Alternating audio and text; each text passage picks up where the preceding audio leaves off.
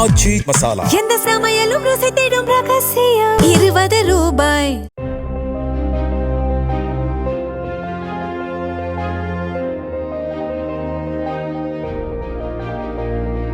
பிரபல டாடா குழுமத்தின் துணை நிறுவனமான TCS நிறுவனத்தில் பாலியல் துன்புறுத்தல் மற்றும் மதமாற்ற குற்றச்சாட்டு எழுந்ததோடு 7 பேர் அடுத்தடுத்து அதிரடியாக கைது செய்யப்பட்ட சம்பவம் பெரும் அதிர்ச்சியை ஏற்படுத்தி வருகிறது. மும்பையை தலைமையிடமாக கொண்டு 55 நாடுகளில் உலக அளவில் தகவல் தொழில்நுட்ப சேவைகள், ஆலோசனைகள் மற்றும் வணிக தீர்வுகள் வழங்கும் பிரபல TCS நிறுவனத்தில் பகீர் பாலியல் குற்றச்சாட்டுக்கள், மதமாற்ற குற்றச்சாட்டுக்கள், சிறப்பு புலனாய்வு குழு விசாரணை, அடுத்தடுத்து கைதுகள் என பரபரப்பாகி வரும் பின்னணி என்ன என்பது குறித்து விவரிக்கிறது இந்த செய்தி தொகுப்பு. மகாராஷ்டிர மாநிலம் நாசிக்கில் உள்ள TCS கிளையில் நடைபெற்றதாக கூறப்படும் பாலியல் துன்புறுத்தல் வழக்கில் குற்றம் சாட்டப்பட்டவர்கள் பாதிக்கப்பட்டவர்கள் அளித்த தொடர் புகார்களை புறக்கணித்ததாகவும் அவற்றை TCS நிறுவனத்தின் உயர் அதிகாரிகளுக்கு அனுப்ப தவறியதாகவும் சிறப்பு புலனாய்வு குழு விசாரணையில் தெரியவந்துள்ளது.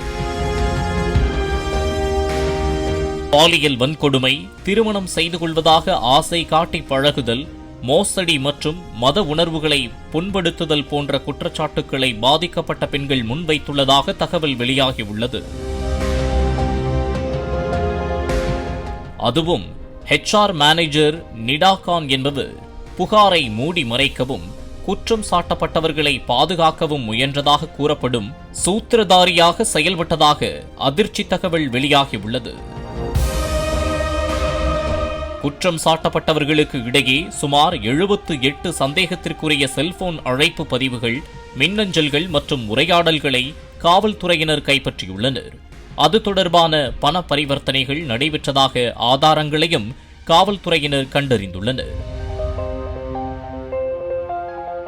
அதுவும் HR மேனேஜர் நிடா கான் பாதிக்கப்பட்ட பெண்களிடம் புகாரை வாபஸ் வாங்கும்படி மீண்டும் மீண்டும் கூறியதுடன் அலுவலகத்தில் உள்ள போஷ் எனப்படும் பாலியல் துன்புறுத்தல் தடுப்பு குழுவில் பாதிக்கப்பட்ட பெண் உறுப்பினராக இருந்த போதிலும் எந்த ஒரு உறுதியான நடவடிக்கையும் எடுக்க தவறியுள்ளனர் எனவும் அதிர்ச்சி தகவல் வெளியாகியுள்ளது. இதற்கிடையில் TCS நாசிக் கிளையின் உதவி பொது மேலாளர் ஒருவர் இவ்வழக்கு பதிவு செய்யப்பட்ட பின்னரும் 3வது அக்யூஸ்டான டேனிஷ் ஷேக் என்பவருடன் தொடர்பில் இருந்ததாகவும் கூறப்படுகிறது. டேனிஷ் ஷேக் கைது செய்யப்படுவதற்கு சற்று முன்பு கூட அவருக்கு AGM அழைப்பு விடுத்ததாகவும் காவல்துறையினர் தெரிவித்துள்ளனர். TCS நாசிக் கிளையில் பெண் ஊழியர்கள் பாலியல் துன்புறுத்தப்பட்டதாக கூறப்படும் சம்பவத்தை விசாரிக்க அமைக்கப்பட்ட சிறப்பு புலனாய்வு குழு அழைப்பு மற்றும் மின்னஞ்சல் பதிவுகளை ஆய்வு செய்த பிறகு குற்றம் சாட்டப்பட்டவர்களுக்கு இடையே ஏதேனும் கூட்டு சதி இருந்ததா என்பதற்கான சாத்தியக்கூறுகளையும் ஆராய்ந்து வருகிறது. இவ்வழக்கு தொடர்பாக மொத்தம் 9 வழக்குகள் பதிவு செய்யப்பட்டுள்ளன. இதில் ஒரு வழக்கு தியோலாலி முகாம் காவல் நிலையத்திலும் மற்ற 8 வழக்குகள் மும்பை நாகா காவல் நிலையத்திலும் பதிவு செய்யப்பட்டுள்ளன. துன்புறுத்தல், சித்திரவதை மற்றும் கட்டாய மதமாற்றம் ஆகியவை தொடர்பாக ஒரு ஆண் உட்பட மொத்தம் 9 பேர் முன்வந்து புகார்களை அளித்துள்ளனர். மேலும் TCS நாசிக் கிளையின் ஆபரேஷன் மேனேஜரை போலீஸ் காவலில் வைத்து விசாரிக்க ஏப்ரல் 13 அன்று நீதிமன்றம் உத்தரவிட்டுள்ளது. இவ்வழக்கின் முக்கிய குற்றவாளியான டேனிஷ் ஷேக் என்பவர் மற்றும் அவருடன் குற்றம் சாட்டப்பட்ட மற்ற நபர்களான ஆஷிப் அன்சாரி, ஷாஃபி ஷேக், ரஸா மெமன், தௌஃபிக் அத்தார் மற்றும் ஷாருக் குரேஷி ஆகியோர் தற்போது நாசிக் சாலை சிறையில் அடைக்கப்பட்டுள்ளனர். இந்த நிலையில் டாடா சன்ஸ் தலைவர் என் சந்திரசேகரன் இத்தகைய குற்றச்சாட்டுக்களை மிகவும் கவலைக்குரியவை என்று குறிப்பிட்டு இது தொடர்பாக ஒரு உள் விசாரணைக்கும் உத்தரவிட்டுள்ளதாகவும் கூறியுள்ளார். மேலும் விசாரணையின் ஒரு பகுதியாக காவல்துறையினர் 40க்கும் மேற்பட்ட CCTV காட்சிகளை ஆய்வு செய்துள்ளனர். மேலும் பாதிக்கப்பட்டவர்கள் மற்றும் குற்றம் சாட்டப்பட்டவர்களின் வாக்குமூலங்களை பதிவு செய்து வருகின்றனர். குற்றம் சாட்டப்பட்டவர்களில் ஒருவரை பிடிப்பதற்காக பெண் காவலர்களின் உதவியுடன் ஒரு அண்டர் கவர் ஆபரேஷனும் மேற்கொள்ளப்பட்டதாக தகவல் வெளியாகியுள்ளது. புகார் கொடுத்த பெண்களில் ஒருவரின் எஃப்ஐஆர் தகவலின்படி இந்த சம்பவங்கள் 2022 மற்றும் 2026 ஆண்டிற்கு இடைப்பட்ட காலத்தில் நடைபெற்றதாக கூறப்படுகிறது. புகார் அளித்த பெண் 2023 ஆண்டு முதல் நாசிக்கில் உள்ள டிசிஎஸ் அலுவலகத்தில் உதவியாளராக பணியாற்றி வருகிறார். அந்த பெண்ணும் அந்த பெண்ணால் பாலியல் புகாருக்கு உள்ளானவரும் ஒரே கல்லூரியில் படித்த நண்பர்கள்.